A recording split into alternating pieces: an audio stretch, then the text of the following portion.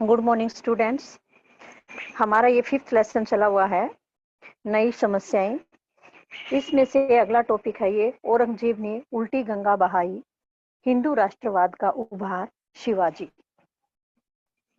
तो देखिए, औरंगजेब ने उल्टी गंगा किस प्रकार से बहाई और हिंदू राष्ट्रवाद का उभार किस प्रकार का था, शिवाजी के बारे में किस प्रकार से इसमें बताया गया है।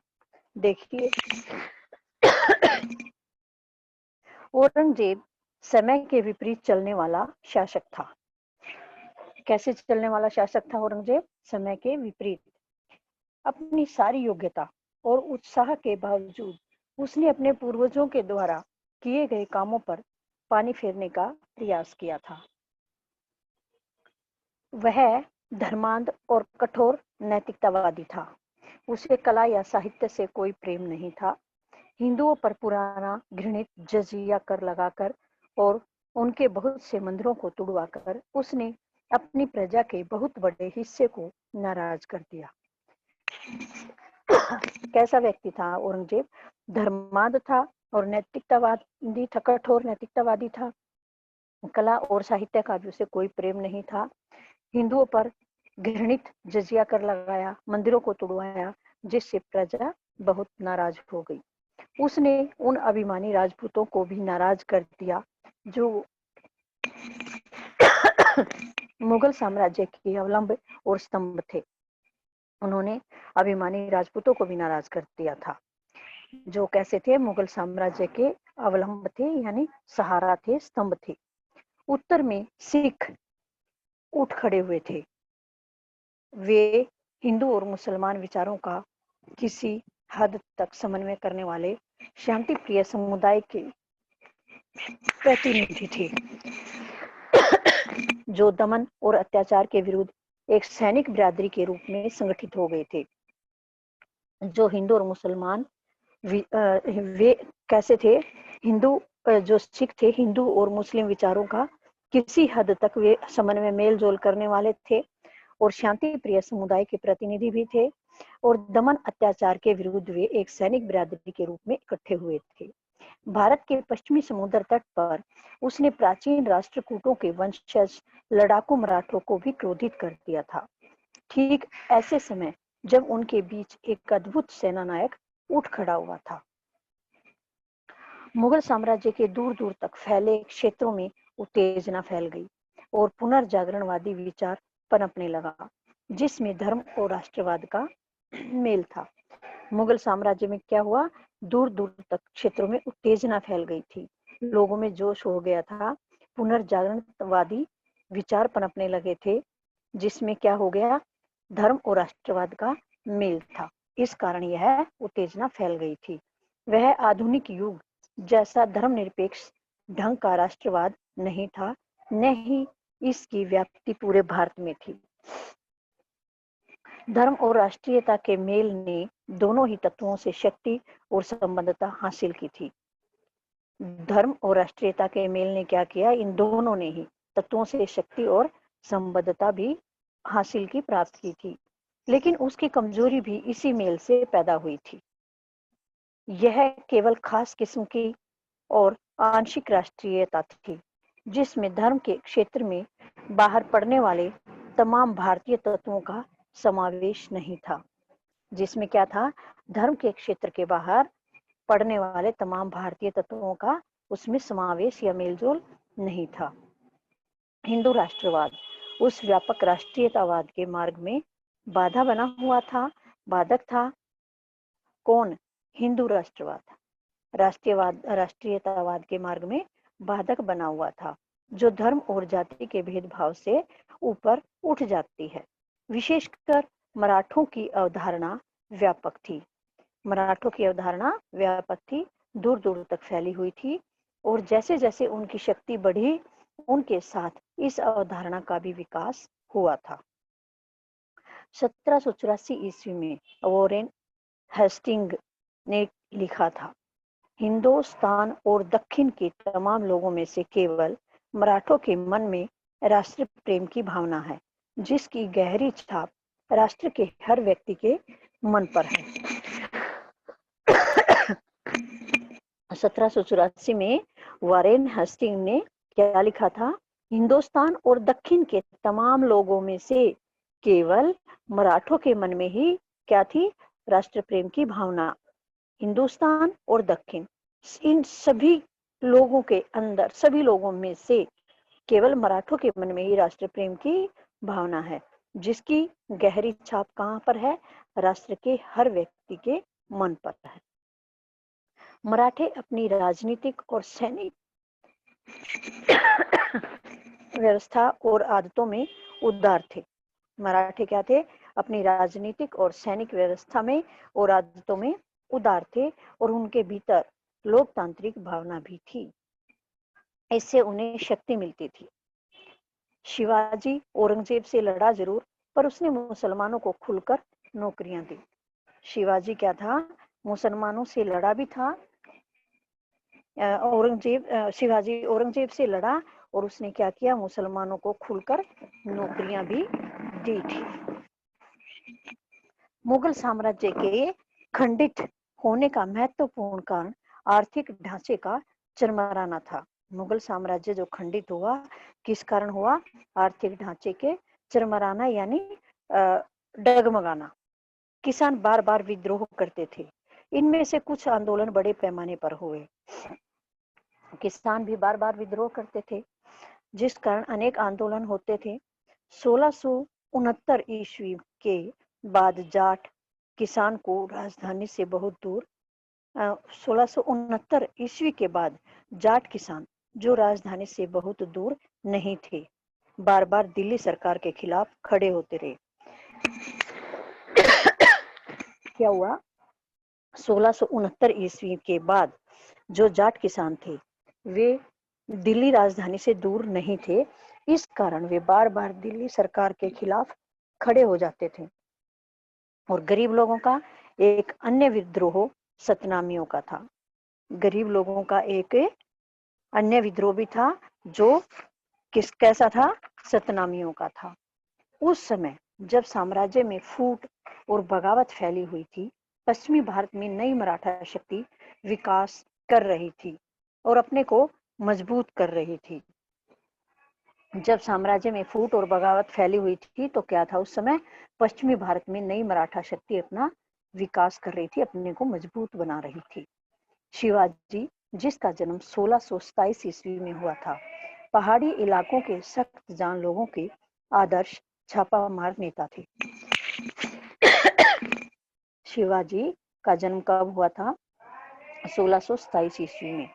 पहाड़ी इलाकों के सख्त जान लोगों के आदर्श वे छापामार थे। उनके घुड़सवार दूर दूर तक छापे मारते थे। उन्होंने सूरत को, जहां अंग्रेजों की कोठियां थी, लूटा और मुगल साम्राज्य के दूर दूर तक फैले क्षेत्रों पर चौथ कर लगाया। उन्होंने क्या किया? सूरत को लूटा, जहां पर अंग्रेजों की बड़ी बड़ी कोठियां थी, और मुगल साम्राज्य के दूर दूर जो क्षेत्र फैले हुए थे उन पर कर लगा दिया। कौन सा? चौथ कर।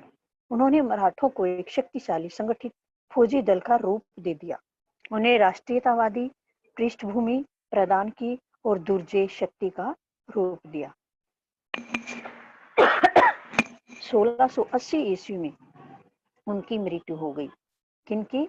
शिवाजी की।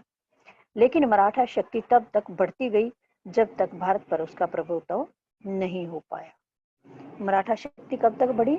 जब तक भारत पर उसका प्रभुत्व नहीं हो गया था। अब आगे है, प्रभुत्व के लिए मराठों और अंग्रेजों के बीच संघर्ष किस प्रकार से हुआ और अंग्रेजों की विजय किस प्रकार से हुई, वो देखिए। सन 1707 में और औरंगजेब की मृत्यु के बाद 100 वर्ष तक भारत पर अधिकार करने के लिए विविध रूपों में संघर्ष चलता रहा। 1707 ईस्वी में औरंगजेब की मृत्यु हुई, उसके बाद और 100 वर्ष तक भारत पर अधिकार करने के लिए अनेक रूपों में संघर्ष, लड़ाई झगड़े होते रहे। 18वीं शताब्दी में भारत पर अधिकार के 4 दावेदार थे।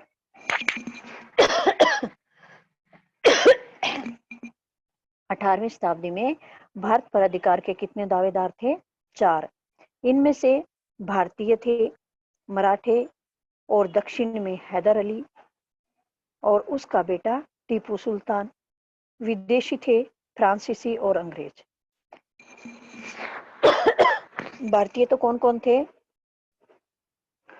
मराठे और दक्षिण में हैदर अली और उसका बेटा टीपू सुल्तान। और विदेशी थे फ्रांसीसी और अंग्रेज। सदी के पूर्वार्ध में यह लगभग निश्चित जान पड़ता था कि मराठे पूरे भारतवर्ष पर अपनी हुकूमत कायम कर लेंगे। सदी के पूर्वार्ध में क्या लगता था कि मराठे पूरे भारतवर्ष पर ही अपनी हुकूमत कायम कर लेंगे और मुगल शासन के उत्तराधिकारी होंगे। कोई शक्ति इतनी मजबूत नहीं रह गई थी कि उनका सामना कर सके। ठीक उसी समय उत्तर पश्चिम में एक नया बवंडर उठ खड़ा हुआ था और ईरान का नादिर शाह दिल्ली पर टूट पड़ा। 1739 में क्या हुआ? एक नया बवंडर भी खड़ा हो गया। क्या था वो? कि ईरान का नादिर शाह दिल्ली पर टूट पड़ा। उसने बड़ी मार काट और लूटपाट मचाई। 1739 में नादिर शाह ने दिल्ली में बड़ी लूटपाट मचाई और अपने साथ बेशुमार दौलत ले गया, जिसमें प्रसिद्ध तख्ते ताउस भी था। जिसमें उसके साथ और कौन था? तख्ते ताउस भी। दिल्ली के शासक कमजोर और नपुंसक हो चुके थे। दिल्ली के जो शासक थे वे बहुत ही कमजोर पड़ चुके थे और मराठों से नादिर शाह की टकरार नहीं हुई। जो दिल्ली के शासक थे कमजोर हो चुके थे और मराठों से नादिर शाह की टकरार नहीं हुई थी। उसके हमले से मराठों का काम आसान हो गया और वे बाद के वर्षों में पंजाब में भी फैल गए थे। जिससे क्या हुआ? मराठों से नादिर शाह की टकरार नहीं हुई थी। नादिर शाह ने दिल्ली पर आक्रमण किया था ना, तो मराठों से तो उसकी टकरार नहीं हुई। उसके हमले से मराठों का काम भी आसान हो गया। जैसे नादिर शाह ने दिल्ली पर हमला किया तो मराठों का काम आसान हो गया।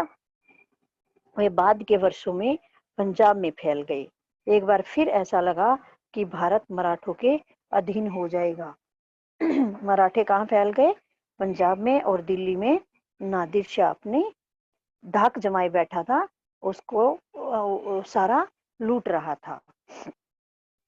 नादिर शाह के आक्रमण से दिल्ली के मुगल शासकों का अधिकार और राज्य का रहा सहा दावा भी खत्म हो गया था। दिल्ली पर जब नादिर शाह ने आक्रमण किया तो उस आक्रमण से मुगल शासकों का अधिकार और राज्य का रहा सहा जो दावा था वह भी खत्म हो गया। जिस किसी के पास उन्हें नियंत्रित करने की शक्ति होती वे उसी के हाथ की कठपुतली बनकर रह जाते थे। नादिर शाह के आने से पहले ही उनकी यह हालत हो चुकी थी। उसने इस प्रक्रिया को पूरा कर लिया। फिर भी चले आते रिवाजों के दबाव के कारण अंग्रेजी ईस्ट इंडिया कंपनी और दूसरे लोग भी उनके पास प्लासी की लड़ाई से पहले तक उपहार और कर भेजते रहे। जो रीति रिवाज चलते आ रहे थे उनके दबाव के कारण क्या हुआ? अंग्रेजी ईस्ट इंडिया कंपनी और दूसरे लोग भी उनके पास प्लासी की लड़ाई से पहले जो उपहार और कर दिए जाते थे वह देते रहे थे। बाद में भी लंबे समय तक कंपनी दिल्ली के उस बादशाह के एजेंट के रूप में काम करती रही। जो कंपनी थी दिल्ली के बादशाह के एजेंट के रूप में बाद में भी काम करती रही, जिसके नाम के सिक्के 1835 ईस्वी तक चलते रहे। जो कंपनी थी एजेंट के रूप में काम करती थी उसके सिक्के 1835 ईस्वी तक चलते रहे थे। नादिर शाह के हमले का दूसरा परिणाम यह हुआ कि अफगानिस्तान भारत से अलग हो गया। क्या हुआ?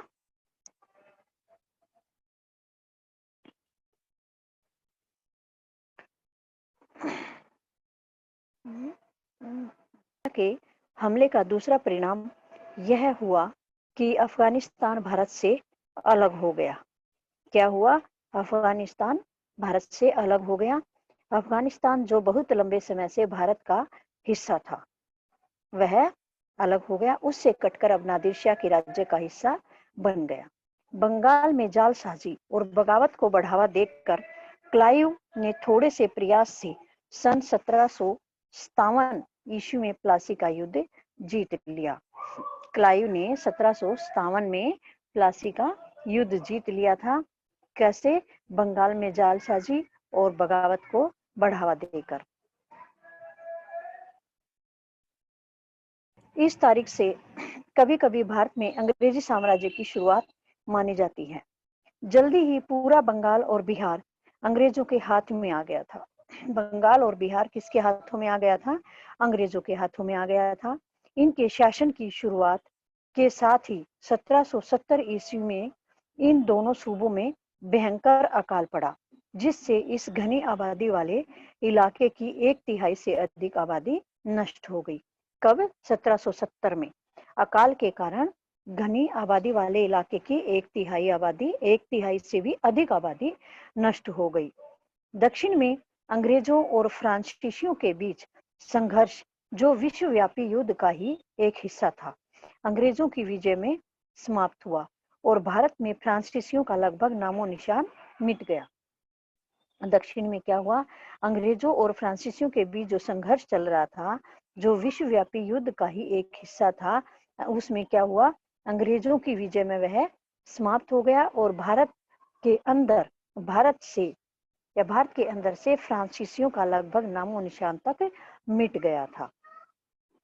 फ्रांसीसियों के भारत से हट जाने के बाद 3 ताकतें बाकी रह गई, जो अधिकार के लिए संघर्ष कर रही थी। फ्रांसीसी जब भारत से खत्म हो गए तो उसके बाद 3 ताकतें ही बाकी रह गई, जो अपने अधिकार के लिए संघर्ष कर रही थी। वह 3 ताकतें कौन कौन सी थी? मराठा संगठन, दक्षिण में हैदर अली और अंग्रेज। कौन कौन सी थी 3 ताकतें? मराठा संगठन, दक्षिण में हैदर अली और अंग्रेज। प्लासी में उनकी जीत और बंगाल और बिहार में फैलने के बावजूद भारत में ऐसे लोगों की संख्या बहुत कम थी जो अंग्रेजों को ऐसी शक्ति के रूप में देखते हों जिसकी नीति में पूरे भारत पर राज्य करना हो। प्लासी में क्या हुआ? उनकी जीत हुई और बंगाल और बिहार में फैलने के बाद भारत में ऐसे लोगों की संख्या भी बहुत कम थी जो अंग्रेजों को ऐसी शक्ति के रूप में देखते हों और जिसकी नीति में पूरे भारत पर, जिसके भाग्य में पूरे भारत पर राज्य करना लिखा हो। अब भी सबसे पहला स्थान मराठों को ही दिया जाता था। वे सारे पश्चिम और मध्य भारत में, यहाँ तक कि दिल्ली तक फैले हुए थे। वे कहाँ तक फैले हुए थे? सारे पश्चिम और मध्य भारत में, बल्कि दिल्ली तक भी फैले हुए थे और उनका साहस और युद्ध करने की योग्यता प्रसिद्ध थी। हैदर अली और टीपू सुल्तान भी विकट विरोधी थे जिन्होंने अंग्रेजों को बुरी तरह हराया था। हैदर अली और टीपू सुल्तान भी कैसे थे? उनके विकट बहुत विरोधी थे और जिन्होंने क्या किया? अंग्रेजों को बुरी तरह से हराया था और ईस्ट इंडिया कंपनी की शक्ति को भी लगभग समाप्त कर दिया था, खत्म कर दिया था। पर वे दक्षिण तक सीमित रहे। क्या रहे थे? सीमित रहे थे और पूरे भारत पर उनका कोई प्रत्यक्ष प्रभाव नहीं पड़ा था। हैदर अली एक अद्भुत व्यक्ति और भारतीय इतिहास का उल्लेखनीय व्यक्तित्व था। हैदर अली क्या था? एक अद्भुत व्यक्ति था और भारतीय इतिहास का उल्लेखनीय व्यक्तित्व उसके अंदर था।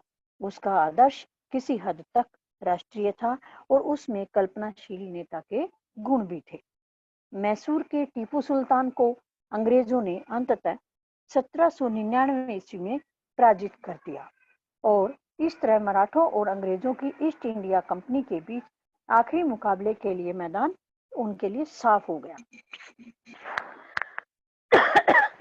मैसूर के टीपू सुल्तान को अंग्रेजों ने क्या किया? 1799 में पराजित कर दिया, हरा दिया और इस तरह से मराठों और अंग्रेजों की ईस्ट इंडिया कंपनी के बीच आखिरी मुकाबले के लिए रास्ता साफ हो गया था। लेकिन मराठा सरदारों के बीच आपसी वैर था। क्या था? मराठा सरदारों के बीच आपसी वैर था और अंग्रेजों ने उनसे अलग अलग युद्ध करके उन्हें पराजित किया। उन्होंने 1804 में आगरा के पास अंग्रेजों को बुरी तरह से हरा दिया था। मराठों ने 1804 ईस्वी में आगरा के आसपास अंग्रेजों को बुरी तरह से हरा दिया था, लेकिन 1818 तक आते आते मराठा शक्ति अंतिम रूप से कुचल दी गई। 1804 में तो अंग्रेजों को मराठों ने बुरी तरह से हरा दिया, लेकिन 1818 तक आते आते मराठा शक्ति जो थी वो बिल्कुल कुचल दी गई थी, उसकी शक्ति समाप्त हो गई थी।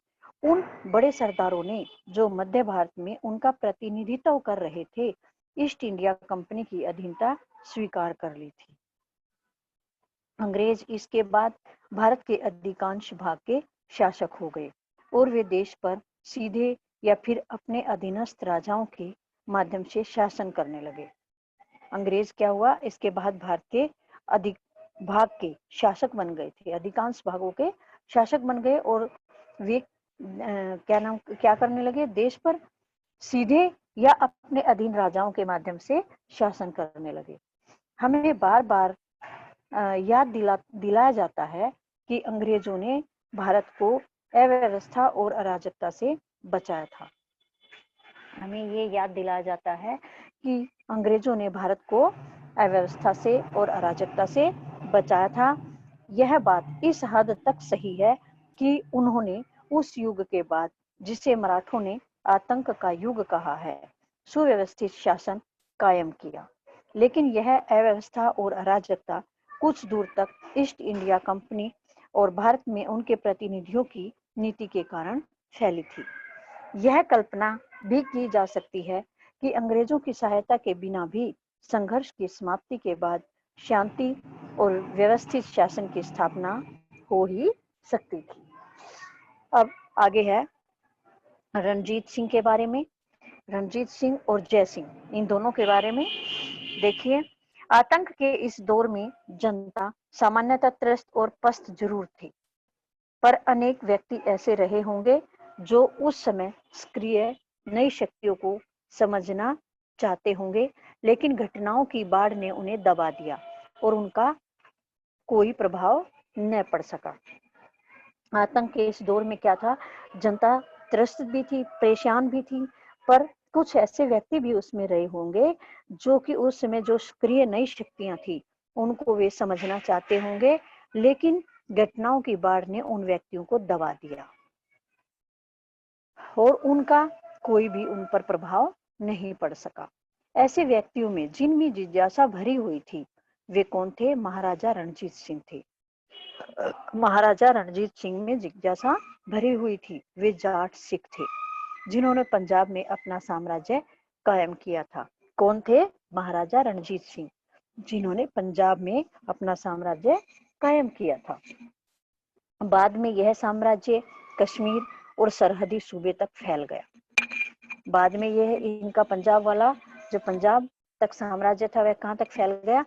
कश्मीर और सरहदी सूबे तक फैल गया। अपनी कमजोरियों के बावजूद वह एक अद्भुत व्यक्ति था। अपनी कमजोरियों के बावजूद भी वह कैसा व्यक्ति था? अद्भुत व्यक्ति, मानवीय था। उसने एक राज्य और शक्तिशाली सेना का निर्माण किया था, फिर भी वह खून खराबा पसंद नहीं करता था।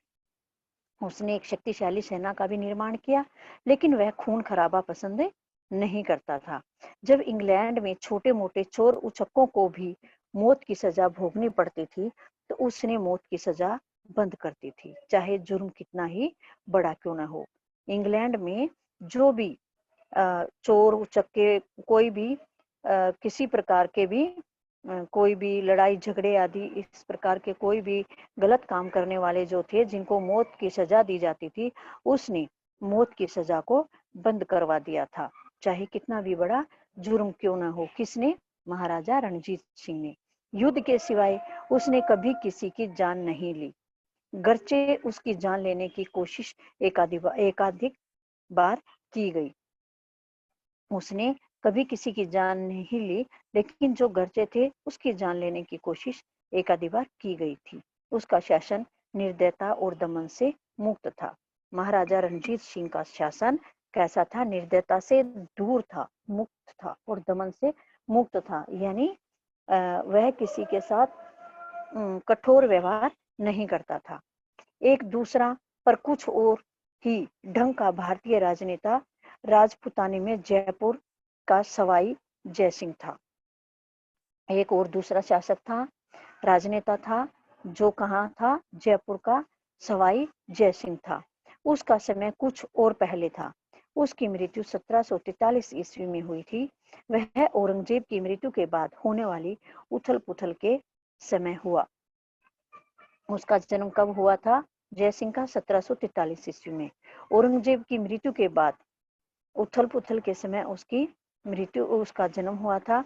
वह इतना चतुर और अवसरवादी था कि एक के बाद एक लगने वाले धक्कों और परिवर्तनों के बावजूद भी वह बचा रहा था। वह बहुत ही चतुर था। वह अनेक धक्कों और परिवर्तनों के बाद भी बचा रहा था। वह बहादुर योद्धा था और कुशल राजनयिक तो था ही, इससे बढ़कर वह गणितज्ञ, खगोल विज्ञानी और नगर निर्माण करने वाला था और उसकी दिलचस्पी इतिहास के अध्ययन में थी। वह कुशल योद्धा भी था, कुशल राजनीतिज्ञ भी था और इससे अधिक बढ़कर क्या था, वह गणितज्ञ, खगोल विज्ञानी भी था और नगर निर्माण भी करने वाला था और उसकी दिलचस्पी किसमें थी? इतिहास के अध्ययन में भी थी। जयसिंह ने जयपुर, दिल्ली, उज्जैन, बनारस और मथुरा में बड़ी बड़ी वैधशालाएं बनवाई। वैधशालाएं कहाँ कहाँ बनवाई जयसिंह ने?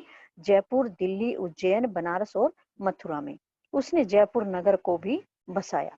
जयपुर नगर किसने बसाया? जयसिंह ने। उसने उस समय में कई यूरोपीय नगरों के नक्शे इकट्ठे किए और फिर अपना नक्शा खुद बनाया। कई नगरों के नक्शे इकट्ठे किए थे और उनसे हिंट लेकर के उसने अपने जयपुर का नक्शा स्वयं बनाया था। इन पुराने यूरोपीय नगरों के कई नक्शे जयपुर के अजायब घर में सुरक्षित हैं। यूरोपीय नगरों से जो उन्होंने नक्शे लिए थे वे जयपुर के अजायब घर में रखे हुए हैं। जयपुर नगर की योजना को अब भी नगर निर्माण का आदर्श समझा जाता है। जयपुर की जो नगर की योजना थी उसको अब भी नगर निर्माण का आदर्श समझा जाता है। लगातार युद्धों और दरबारी षड्यंत्रों के बीच अक्सर खुद उलझे रहने पर भी जयसिंह ने बहुत कुछ किया। वह लगातार युद्धों में और षड्यंत्रों में उलझा रहता था, उसके बाद भी उसने बहुत काम किए। जयसिंह की मृत्यु के केवल 4 वर्ष पहले नादिर शाह का आक्रमण हुआ। जब जयसिंह की मृत्यु हुई थी तो उससे केवल 4 साल पहले ही नादिर शाह ने आक्रमण किया। भारतीय इतिहास के सबसे अधिक अंधकार में युग में जब उथल पुथल युद्ध और उपद्रवों से माहौल भरा था, राजपूताना के ठेठ सामंती वातावरण में जयसिंह ने वैज्ञानिक की तरह उठकर काम किया। यह बात बहुत महत्वपूर्ण है। जब क्या था, इससे भारतीय इतिहास के सबसे अधिक अंधकार में युग में जब उथल पुथल मची हुई थी, युद्धों का माहौल था, तो राजपूताना के ठेठ सामंती वातावरण में जयसिंह ने वैज्ञानिक की तरह उठ करके काम किया था। यह उसके लिए बहुत अधिक महत्वपूर्ण बात थी। तो आज इतना ही करेंगे हम लेसन।